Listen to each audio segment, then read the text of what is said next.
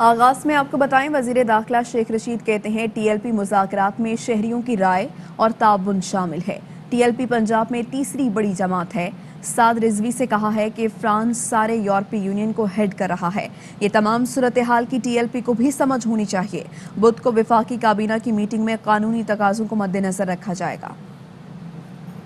TLP के साथ हमारे मुज़ाकरात बहुत अच्छे गए। साद रिजवी साहब ने क्योंकि इसरार किया, अभी भी मैं इस मुज़ाकराती कमेटी को हेड कर रहा हूं। मैंने साद रिजवी साहब से ये गर्ज अर्ज की है, फ्रांस इस वक्त वो सारे यूनियन को हेड कर रहा है। फैटफ में हमारा एक पॉइंट रहता है। इस सारी सूरत हाल में ये टीएलपी को भी समझ होनी चाहिए। टीएलपी के मुज़ाकरात में 4 शेड्यूल शामिल है, लोगों की रहाई शामिल है, उनका कालदम होना शामिल है। हमें ये तस्लीम करना चाहिए कि वो पंजाब की एक तीसरी बड़ी पार्टी है। हम अपनी बात पे कायम है। उन्होंने दोनों रोड खोलने हैं।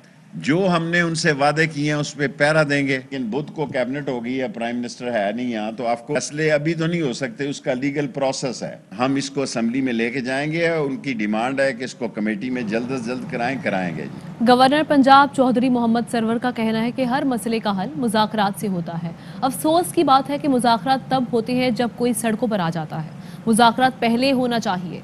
अपनी हुकूमत से भी कहूँगा कि जब हालात नॉर्मल होते हैं तो उसी वक्त मुज़ाकरात कर लिया करें। जो भी इशू है उसका हल जो है वो मुज़ाकरात है। लेकिन एक बात मैं ज़रूर अपनी हुकूमत से भी कहूँगा और जो मुज़ाकरात करते हैं उनसे कहूँगा कि कभी मुज़ाकरात उस वक्त भी कर लें जब अमन की सूरत हाल है, तो बेहतर चांस होता है। तो मुज़ाकरात उसी वक्त क्यों हों जब सड़कों पे आके ब्लॉक कर दें। अगर उनसे पहले मुज़ाकरात करें तो उससे आसानी होती, बेटर पोजीशन में होते हैं मुज़ाकरात करने। और वज़ीर आज़म इमरान खान ने सऊदी अरब में वज़ारत तिजारत सिम्पोजियम से खिताब करते हुए कहा कि 72 साल पहले अक़वाम मुत्तहिदा की जानिब से सिक्योरिटी काउंसिल में कश्मीरियों को इस्तफ़ाब राय का हक देने की यकीन दहानी कराई थी। अगर उन्हें हक दे दिया जाए तो पाकिस्तान और भारत के दरमियान कोई मसला बाकी ना रहे। The self-determination and right was guaranteed by the United Nations Security Council to the people of Kashmir 72 years ago. So if that right could be given to them, we have no other problems. The two countries can live as civilized neighbors. Saudi Arabia has stood with Pakistan always in our most difficult moments, which we will never forget. I can assure Saudi Arabia that whenever there is any security threat to Saudi Arabia, but I can assure you that Pakistan will be standing with you to protect your security. Supreme court ने कराची का नस्ला tower 1 हफ्ते के अंदर गिराने का हुक्म दे दिया। अदालत ने नस्ला टावर अब तक ना गिराने पर बरहमी का इजहार किया। कहा कि बताएं कि अब तक नस्ला टावर क्यों नहीं गिराया। किसी किस्म की कोई रियायत नहीं। कमिश्नर कराची मलबा उठाने का काम शुरू करें।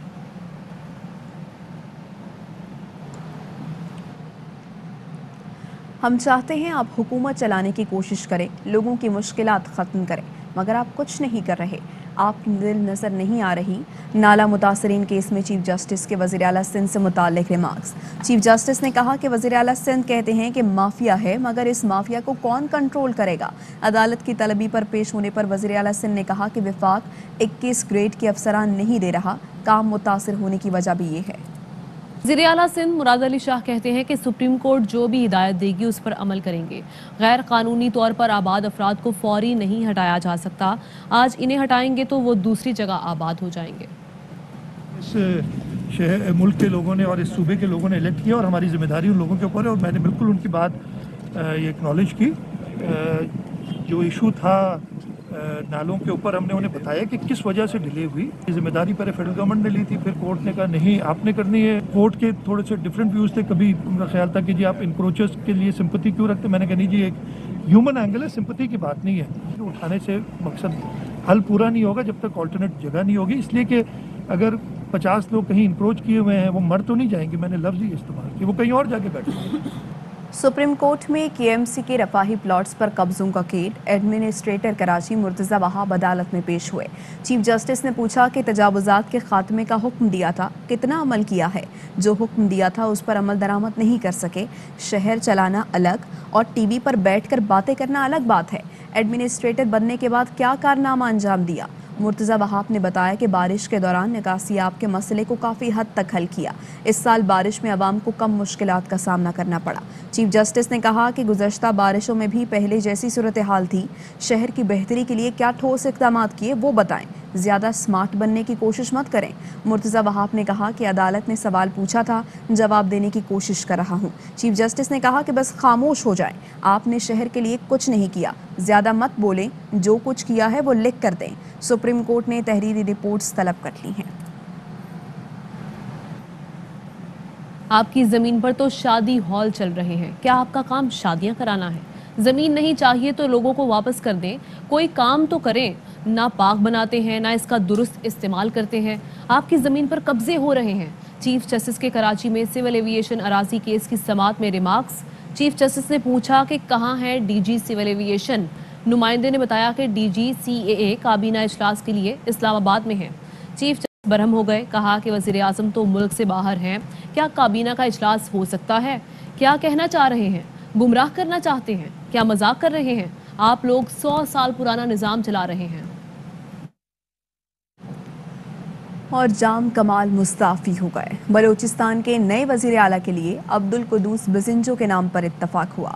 स्पीकर बलूचिस्तान असम्बली मीर अब्दुल कुद्दूस बिज़िंजो ने ओहदे से इस्तीफ़ा दे दिया। सुबह असम्बली आमद पर बोले, सूबे में अब सारी चीज़ें बेहतर होंगी। सरदार अब्दुर्रहमान खेतरान बोले, इत्तेहादी जमातों ने अब्दुल कुद्दूस बिज़िंजो को वज़ीर आला के लिए नामज़द किया है।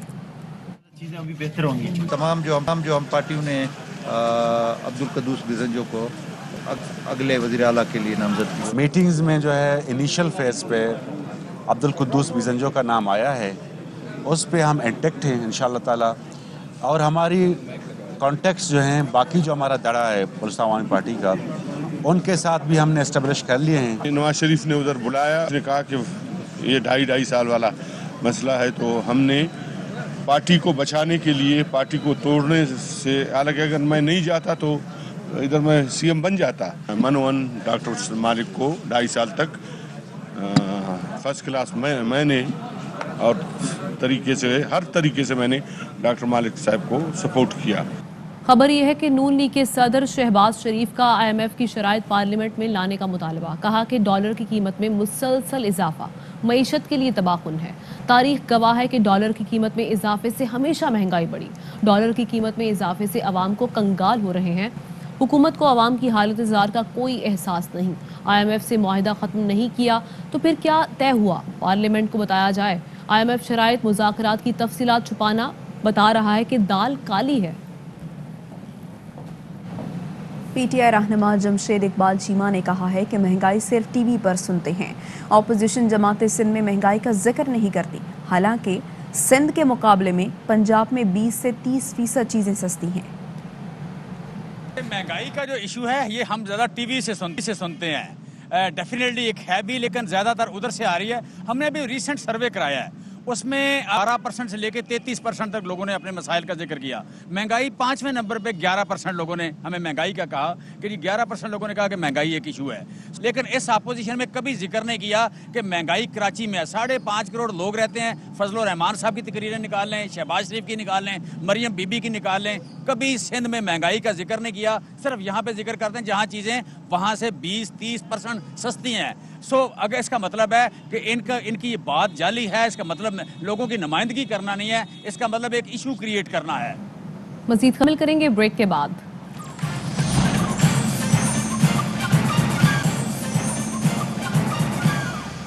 बराह रास्त से आपको लिए चलें जहां पर वज़ीर मुमलिकत बराए इत्तलात फारूक हबीब बुखला कन्वेंशन से खिताब करेंगे। के ऊपर जो है वो काम कर रही है, ख़ास तौर के ऊपर जो आपके कवानीन हैं, फ़रोग नसीम साहब उसके ऊपर जो है वो बेहतर अंदाज से जो है वो रोशनी डालेंगे, आपके सामने रखेंगे।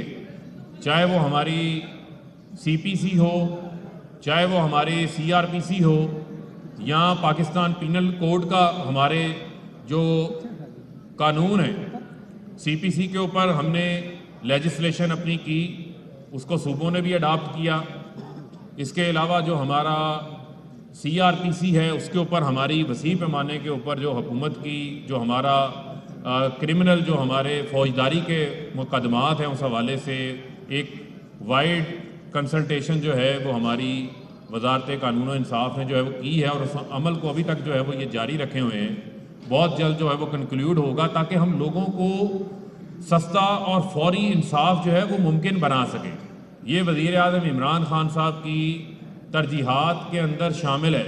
तो लिहाजा मैं समझता हूँ कि आज के कन्वेंशन से इस हवाले से भी बात सामने आनी चाहिए कि इस कानून के रास्ते में भी अगर कोई इंटरेस्ट ग्रुप सामने आता है, इसके अंदर अगर कोई रुकावट सामने आती है, तो मैं ये समझता हूँ ये भी हमारे वकला की जिम्मेदारी है कि आप, क्योंकि ये वो पेशा है जो कायद आज़म मोहम्मद अली जिन्ना जो पाकिस्तान के फाउंडिंग फादर हैं, जो हमारे बानी पाकिस्तान हैं, उनका भी ये पेशा था। तो मैं समझता हूँ कि उसी सोच को, उसी स्पिरिट को आप सामने रखते हुए इस तरमीम के साथ भी जो है वो आप लोगों ने खड़े होना है।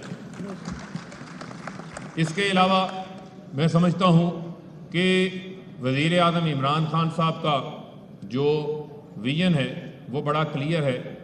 हम पाकिस्तान को जो दरपेश चैलेंजेस हैं, चाहे वो आलमी सतह के ऊपर दरपेश चैलेंजेस हों, आपने देखा कि आपके वज़ीर आज़म ने हमेशा हक और सच का साथ दिया है और हमेशा उन्होंने एक जुर्रतमंद लीडर होने का सबूत दिया, चाहे वो कश्मीरियों के सफ़ीर होने की बात हो, चाहे उनके दलेर दुनिया के सामने उनके दलेर वकील बनने की बात हो, चाहे वो आलमी फोरम्स हों, कभी वो उस मामले से जो है वो पीछे नहीं हटे। तो मैं ये समझता हूँ कि हमें अपनी जमात की जड़ों को भी मजबूत करना है, अपनी तंजीम को भी मजबूत करना है, अपनी ऑर्गेनाइजेशन को भी मजबूत करना है और आपस में एक इत्तेहाद के ज़रिए जो है अपने जो हमारा पार्टी का मंशूर है, जो हमारी हुकूमत इम्प्लीमेंट करने की कोशिश कर रही है, उसको हमने अमली जामा जो है वो पहनाना है। और मैं आज उन लोगों को ये बात बताना चाहता हूँ कि बड़ा आसान काम है कि आप खड़े होके जो है वो तनकीद करने। मैं आज तनकीद करने वालों से ये पूछना चाहता हूँ कि आज से पहले इस मुल्क के अंदर एहतसाब की बात किसने की? आज से पहले इस मुल्क के अंदर जो हुक्मरान आते थे तो मुकमुका हो जाया करता था, NRO हो जाया करता। तो जनाब, कल पाकिस्तानियों को मौका मिल गया। जी हाँ, दुबई में तारीख बदल गई। रवायती हरीफ भारत को 10 विकेटों से इबरतनाक शिकस्त। पाकिस्तान ने 152 रन का हदफ 18वें ओवर में बगैर किसी नुकसान के हासिल कर लिया। अहम तरीन खबरें अब एक क्लिक की दूरी पर। आपके पसंदीदा टॉक शोज हों या अहम मुल्की या गैर मुल्की शख्सियात की न्यूज कॉन्फ्रेंसेस, हर लम्हा बाखबर रहने के लिए सब्सक्राइब करें हमारा YouTube चैनल। मौसम की सूरत हाल हो या खेल के मैदान से खबरें, अपने मोबाइल फोन से मुल्की और बैनुल अक़वामी अहम खबरों तक रसाई के लिए डाउनलोड कीजिए मोबाइल ऐप। बावसूख ज़राए से मुसद्दिका खबरों, तज्ज़ियों और तबसरों से मुस्तफीद होने के लिए विजिट कीजिए पाकिस्तान की सबसे बड़ी न्यूज वेबसाइट www.arYnews.tv। इन सब के अलावा पाकिस्तान का सबसे बड़ा फेसबुक पेज हो, सबसे बड़ा न्यूज इंस्टाग्राम अकाउंट या फिर ट्विटर, ARY न्यूज पहुंचा रहा है खबरें सबसे पहले आप तक, ताकि आप रहें हर लम्हा बाखबर।